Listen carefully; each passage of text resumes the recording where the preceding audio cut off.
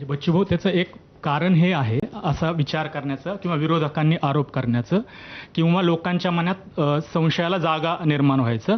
त्याचे तुम्ही पण ते वाक्य बोललात म्हणून मी हे बोलतोय. ते म्हणजे तुमचं गुवाहाटीला जाणं. गुवाहाटीला मी गेलो, मला तुम्ही दहाडाव हे प्रश्न विचारताय. त्यांनी पण सुरुवातीला गुवाहाटीला जाणारे बच्चू कडू, दिव्यांगासाठी काम करणारे बच्चू कडू त्यांना म्हणता आले नाही. 115 वेळा बच्चू कडू रक्तदान केलं ते तुमच्या तोंडात येऊ शकत नाही. 350 गुन्हे दाखल झाले बच्चू कडूवर, ते तुम्ही कधीच येऊ शकणार नाही. पण बच्चू कडू गुवाहाटी गेला, तुम्ही दहाडाव रिपीट करून सांगणार.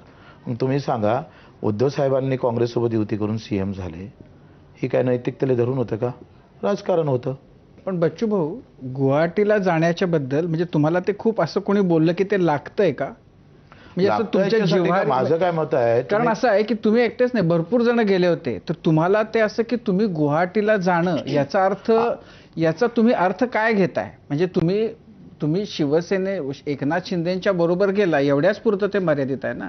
का ते जे खोक्यांचे आरोप वगैरे होतात ते असं तुम्ही लोक तसा अर्थ लावतात असं तुम्हाला वाटतं? लोक काय अर्थ लावून त्याची मी पर्वा करत नाही, पण माझा अर्थ पक्का आहे. मी मला कार्यकर्ते म्हटलं जाऊ दे रे, काय बदला येऊन पुसून काढू आपण, पण दिव्यांग मंत्रालय हे. पण तुम्हाला असं की म्हणजे त्याचा लोक जे खोक्यांशी वगैरे असं संबंध जोडतात तो तुम्हाला डाचतो का, त्याचा त्रास होतो? नाही, आता कसं आहे, हे जे अज्ञानापोटी बोलणारे लोक आहेत त्याची पर्वा करायची नसतं आणि राजकीय लोकांवर लक्ष द्यायचं नसतं.